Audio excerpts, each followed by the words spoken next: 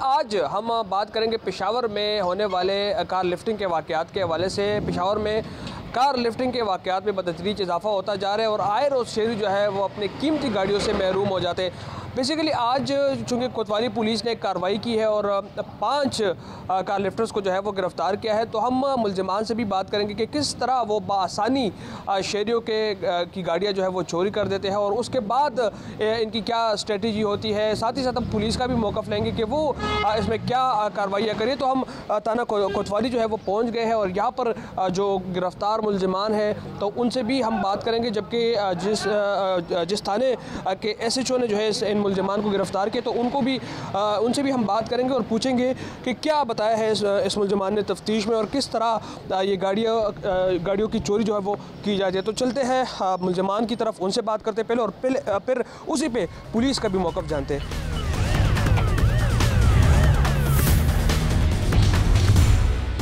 जी, car lifting के वारदात में मुलविस 5 मुल्ज़िमान को जो है पुलिस ने गिरफ़्तार किया है। सबसे पहले इस वारदात में मुलविस जो मरकज़ी मुल्ज़िम है उनसे बात करेंगे और पूछेंगे कि किस तरह ये वारदात करते हैं ये और गाड़ियों को कहाँ लेके जाते हैं। जी बताइएगा, क्या नाम है आपका? नौशाद, किस तरह आप ये वारदात करते हैं, किस तरह गाड़ियों को चोरी करके लेके जाए? अच्छा, पुश्तो में बताएं किस तरह ये वारदात करते हैं? बस दा कसान दी गाड़ी बोतल दा पुलिस खान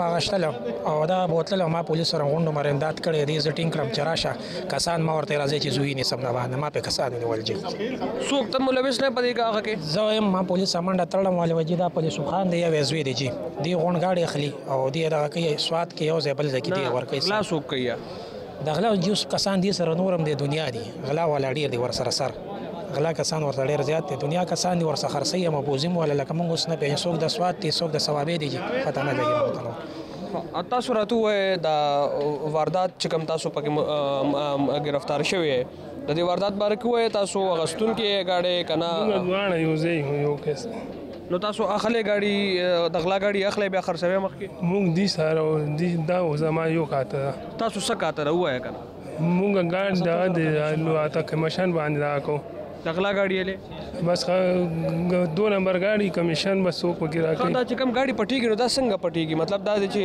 दा लॉक मात की सके या तास तो पति करना दा स तरीके कार अपना होई दा तरीका कार सी संग दा गाड़ी संग कमीशन बांधा को बार जाहिर खबर तासो टूल डीलिंग आगा सर वी गलो सर वी तो तासो स तरीका बल बोतल दी बस।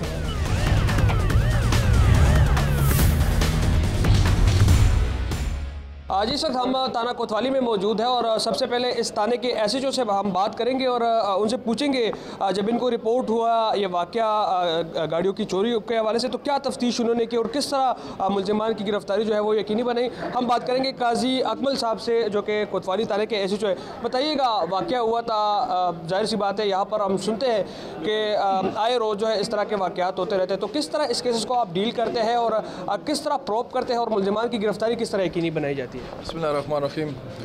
हमें इत्तला मिली कि यहाँ पे एक कार लिफ्टर है जो नौशाद के नाम से मशहूर था, जो मशहूर कार लिफ्टर था, उसको हमने पकड़ा तो उसके ज़रिए से हमें ये एक सलेही गाड़ी जो कि फ़कीराबाद से लिफ्ट हुई थी तो अभी उनके मालिकान के हवाले करेंगे और इस में जो बाकी काम किया तो SHO अशनगरी साहब ने किया था।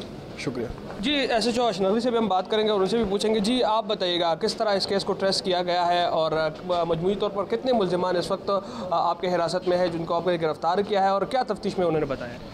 बिस्मिल्लाहिर्रहमानिर्रहीम। ये एक गाड़ी चोरी हुई थी थाना काबली की हदूद से और एक अशनगरी की हदूद से। इस पे हमने फुटेज पे काम किया है। फुटेज में वाज़ा तौर पर नज़र आ गया है एक कार लिफ्टर है, उसका नाम है नौशाद, वो उसमें वाज़ा तौर पर नज़र आ गया है। तो इस पे फिर हमने काम शुरू किए हैं।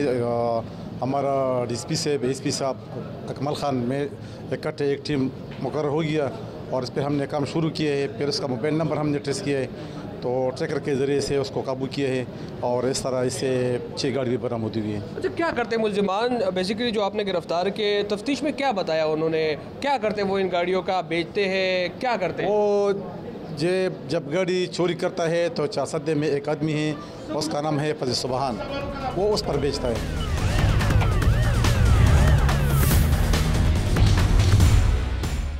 जिस वक्त हमारे साथ CCPO पेशावर कासिम अली खान साहब मौजूद है और इनसे भी इस इशू के हवाले से बात करेंगे, कार लिफ्टिंग के हवाले से। सर बहुत शुक्रिया वक्त देने के लिए। ये बताइएगा पेशावर में कार लिफ्टिंग के वाक़यात जो है उसमें खातिर ख्वाह इजाफा देखने में आया, क्या स्ट्रेटजी आप अपना रहे इस वाक़यात के रोकथाम के हवाले से?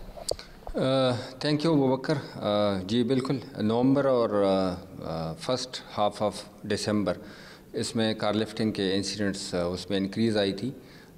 इसमें जो हॉट स्पॉट्स थे, जो ज़्यादा अफेक्टेड एरियाज़ थे, उसमें हैदराबाद, फ़कीराबाद और सिटी के कुछ एरियाज़ शामिल थे। उसका नोटिस लेते हुए पुलिस ने इसके ऊपर खुसूसी तवज्जो दी। पहाड़ीपुरा के एरिया में आपके इल्म में होगा 2 महीने पहले एक JUIF का कन्वेंशन हुआ था। उस इज्तिमा से 3 गाड़ियाँ चोरी हुई थी। फिर सिटी के एरिया से कोई 4 गाड़ियाँ चोरी हुई थी। अल्हम्दुलिल्लाह हमने अपनी एफ़र्ट्स की बदौलत सिटी की जितनी गाड़ियां हैं सिटी डिवीज़न की वो सारी रिकवर कर ली हैं। बंदे भी अरेस्टेड हैं। जो पहाड़ीपुरा की 3 गाड़ियां थी वो रिकवर्ड है, अरेस्टेड है बंदे। हैदराबाद में अगेन उसमें कम से कम 4 गाड़ियां पुलिस ने रिकवर की हैं। फ़कीराबाद में कल आपने प्रेस कॉन्फ्रेंस खुद विटनेस किया, उसमें भी पुलिस ने कम से कम 4 गाड़ियां जो है रिकवर की हैं। पिछले 20 दिनों में सिर्फ 2 गाड़ियां जो है वो चोरी हुई हैं और उसके ऊपर भी पुलिस अपनी फ़ोकस हमारी है। इंशाल्लाह हम उसको भी बहुत जल्द रिकवर कर लेंगे। इस पूरी कार्रवाई के दौरान लकीली हमें 3 गैंग जो है कार लिफ्टिंग के जो inter district they are outside Peshawar वो हमने अरेस्ट किए हैं, जिसका इम्पेक्ट जो नेबरिंग डिस्ट्रिक्ट है उसके ऊपर भी पड़ेगा।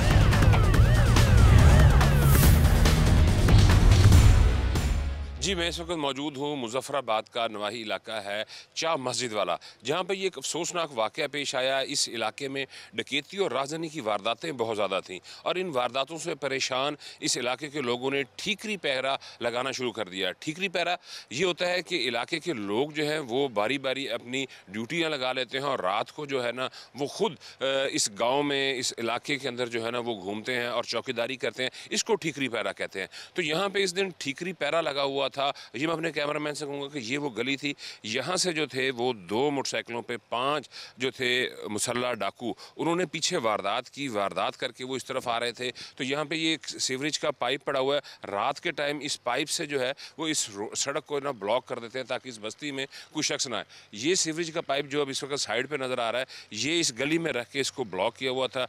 वो डकैत जो थे वो आए पीछे से वारदात करके। जब वो आए तो इस पाइप की वजह से यहाँ पर उनको थोड़ा सा तंगी हुई। उन्होंने ये पाइप हटाने की कोशिश की। इतनी दौरान में जो है वो पीछे से जहाँ से वो वारदात करके आ रहे थे, ये सुबह नमाज फजर का टाइम था, तो लोग बहुत ज़्यादा इकट्ठे हो गए। यहाँ पे जब शोर डला तो साथ ही मस्जिद थी और उस मस्जिद में जो थे लोग जो हैं वो नमाज़ पढ़ने के लिए जा रहे थे, तो वो सब इकट्ठे हो गए और वहाँ पर जब इकट्ठे हुए तो डाकू ने जो थे वो शहरियों के ऊपर फायरिंग कर दी और इस वाक़े में जो है वो 5 अफराद ज़ख्मी हुए, जिनमें से एक नौजवान 17 साल अदनान जो है वो मौके पर जहाँ बाक हो गया, जबकि जो 4 थे ज़ख्मी उनको निश्तर हॉस्पिटल ले जाया गया। वहाँ पे जाकर 2 दिन के बाद एक और ज़ख्मी जो है वो ज़ख्मों की ताब ना लाते हुए दम तोड़ गया। ये जो 5 मुसल्ला अफराद थे, इनमें से एक डाकू को जो है वो अहले इलाका ने पकड़ लिया और उसको शदीद तशद्दुद का निशाना बनाया और निशाना बनाकर उसको जो है वो जिलाने की कोशिश की, लेकिन पुलिस यहाँ पर पहुँची और बरवक़्त कार्रवाई करते हुए यहाँ पर उस डाकू को यहाँ पे अहले इलाका के चुंगल से छुड़वाया और इस दौरान जो है वो SP कैंट समेत 4 पुलिस एहलकार जो है वो ज़ख्मी भी हुए।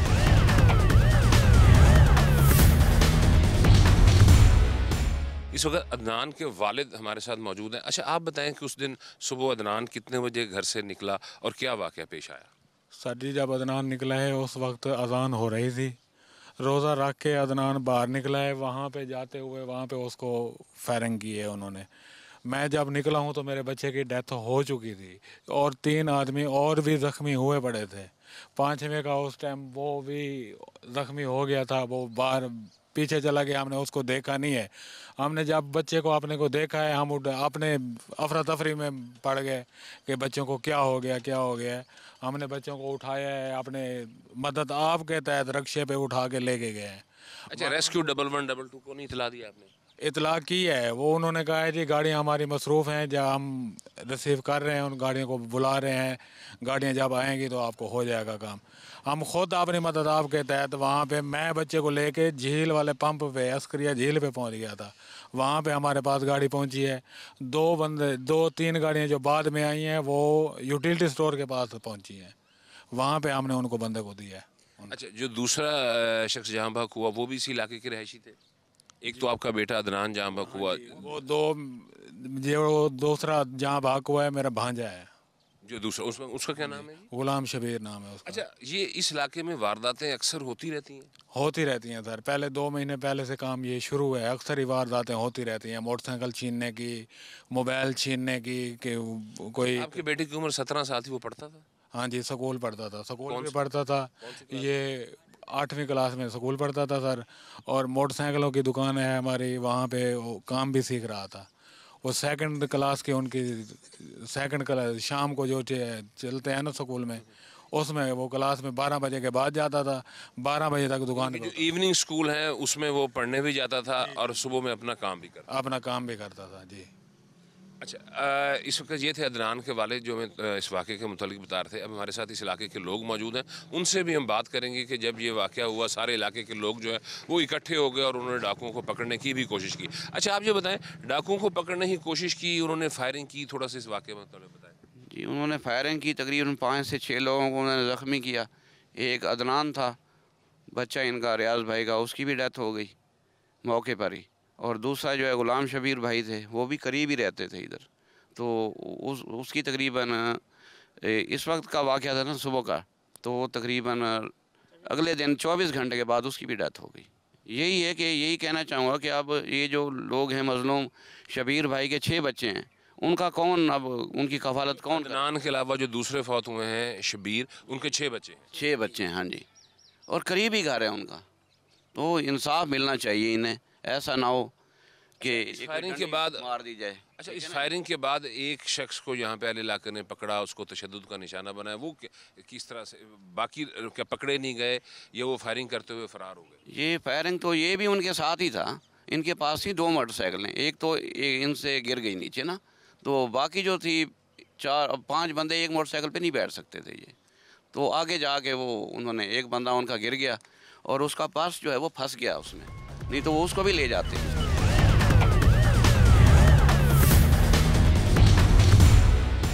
इस अफसोसनाक वाक़े में जहाँ डाकुओं के हाथों 17 साल अदनान जहाँ बाक हुआ, वहीं पर ग़ुलाम शबीर जिसकी उम्र 40 साल थी और मेहनतकश इंसान था, वो भी निश्तर हॉस्पिटल में 2 दिन ज़िंदगी और मौत की कशमकश में रहने के बाद अल्लाह को प्यारे हो गए।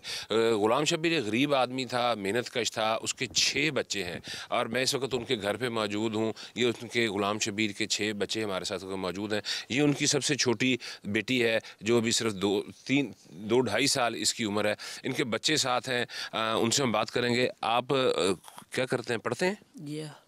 कौन सी क्लास में? मस्जिद पढ़ते हैं। आप मस्जिद में जाते हैं? जी हाँ। कुरान मजीद पढ़ने? जी हाँ। स्कूल नहीं जाते? नहीं। अच्छा बेटा, आप पढ़ती हैं? जी। कौन सी क्लास में? 7। अच्छा, इस वाक़े के मुतालिक थोड़ा सा बताएं। जिस दिन ये हुआ सुबह फजर का टाइम था, आप लोग सुबह उठे हुए थे, सो रहे थे, फायरिंग हुई, क्या? हम सो रहे थे और हमें कुछ नहीं पता कि क्या हुआ उस वक्त। अच्छा, फिर कितने दिन तक आप वालिद साहब को फिर मिलने गए हॉस्पिटल जब वो 2 दिन तक इलाज रहे? नहीं। अच्छा, और अभी फिर आप लोगों का जो वालिद साहब कमाने वाले थे, तो इस वक्त अब घर के जो है वो सूरत हाल माशी तौर पर कोई कमाने वाला किस तरह से अब रोज़गार सिलसिला चल रहा है? बहुत अच्छे तरीके से चल रहा था।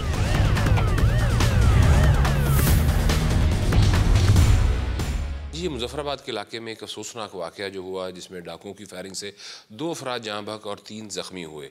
एक डाकू को अहले इलाका ने पकड़ा, तशद्दुद का निशाना बनाया और उसको जलाने की कोशिश की। पुलिस को इत्तला मिली, पुलिस ने बर वक्त वहाँ पर पहुँची। एक जुर्म कमिट हो चुका था, लेकिन दूसरा जुर्म जो शहरी कर रहे थे उस जुर्म को कमिट होने से बचाया मुल्तान पुलिस ने। और सबसे बुनियादी रोल इसमें अदा किया SP कैंट ताहिर मजीद साहब ने। वो जब मौके पर पहुँचे तो उन्होंने रेस्क्यू किया और इस दौरान न सिर्फ वो ज़ख्मी हुए बल्कि उनके साथ 4 पुलिस एहलकार और भी जो थे वो ज़ख्मी हुए। इस वक्त एसपी कैंट हमारे साथ मौजूद हैं, इनसे हम बात करेंगे। ताहिर साहब, सबसे पहले ये बताएं कि थोड़ा सा इस वाक़े के मुतालिक बताएं और फिर ये बताएं कि जब आप लोग वहाँ पहुँचे तो जो डाकू वाले इलाका ने पकड़ा हुआ था उसको जलाने की कोशिश की जा रही थी, उसको आप लोगों ने रेस्क्यू किया, इसके मुतालिक थोड़ा बताएं। जी थैंक यू वेरी मच। इसमें सुबह एक ठीकरी पहले हमने लगवाए हुए लोगों से, वारदात से बचने के लिए लोग लगाते। एक बस्ती रते वाला है, वहाँ लोगों ने अपनी मदद आप के तहत एक ठीकरी पहरा लगाया हुआ था। वहाँ से कोई 4:30-5 बजे कोई 5 डाकुओं ने गुजरने की कोशिश की, लोगों ने उन्हें रोका। वहाँ ये मुज़ाहमत हो गई जिस पे ये लड़ाई झगड़ा बढ़ा, तो डाकुओं ने वहाँ फायरिंग कर दी जिससे वो ठीकरी पहरे वाले जो थे उनमें से एक बंदा मौके पे शहीद हो गया और 3 बंदे जो थे वो इंजर्ड हो गए, उनमें एक सीरियस था। जब ये इंजर्ड हुए तो उस वक्त लोगों ने उन बाकी डाकू 4 भाग गए और एक बंदे को जिसकी उम्र 60-62 साल थी उसको पकड़ लिया। ये पकड़ने के बाद उन्होंने उसको एक अपने घर के ही महफूज कमरे में छुपा दिया और बांध के रख दिया। इन्होंने पुलिस को इतला की कि हमारे साथ ये इंसिडेंट हो गया, आप मौके पे आ जाएं। SHO और DSP जो हैं वो मौके पे चले गए। इनके पहुंचने तक वहाँ लोगों का रश लग चुका था। लोगों ने वो जो बंदा था वो हैंड ओवर पुलिस को ना किया। मुझे कॉल हुई, मैं पहुँच गया। जब मैं पहुंचा तो उस वक्त कोई 1000-1500 लोग वहाँ इकट्ठे हो चुके थे। मुदई जो थे, जिनका बंदा शहीद हुआ था और 3 बंदे ज़ख्मी हुए थे, उन्होंने वो बंदा जो था जो डाकुओं का साथी था वो मेरे हैंड ओवर कर दिया। जब मेरे हैंड ओवर किया, उस घर के अंदर वो बंदा अभी महबूस था। वो मुदई जो थे वो भी उस बंदे को मारना नहीं चाहते थे क्योंकि उन्होंने 1-1.5 घंटे से उस बंदे को अपनी तहवील में रखा हुआ था। उनकी नीयत भी ये थी कि पुलिस इसको लेके जाए, इसकी तफ्तीश करे और इसकी तफ्तीश में जो बाकी नामालूम डाकू हैं वो पकड़े जाएं ताकि उनका जो कत्ल हो गया है वो भी ट्रेस हो और उनकी बाकी जो वारदातें हैं वो भी लोगों के सामने आ सकें। इस सिचुएशन में जब हम बंदे को लेके बाहर निकलने लगे तो जो पब्लिक का रश था तो उन्होंने वहाँ ऐलान कर दिए लोगों ने कि नहीं, हम इसको काटेंगे और जलाएंगे, मारेंगे। तो इस इतला पर, इस सिचुएशन में मैंने वहाँ के जो लोकल MNAs और MPAs थे उनको बुलवा लिया। वहाँ मुद्दइयों ने स्पीकर्स पर आवाम के साथ गुफ्तगू की। हमारे मुतलका जो MNA थे वहाँ के, उन्होंने और MPA के बेटे हैं, उन्होंने आके वहाँ तकरीरें की, लोगों को समझाने की कोशिश की कि आप कानून को अपने हाथ में ना लें। लेकिन लोग इतने मुश्तिल हुए थे कि वो ईमन बावजूद इसके कि मुदई बार बार स्पीकर्स पर ऐलान कर रहे थे कि हम इस बंदे को नहीं मारना चाहते, हम पुलिस के हवाले करना चाहते हैं और इस इन्वेस्टिगेशन को आगे चलवाना चाहते हैं, लेकिन लोग इस पर बाज ना आए। जिस घर में हम लोग उस महबूस के साथ मौजूद थे वहाँ लोगों ने अटैक कर दिया।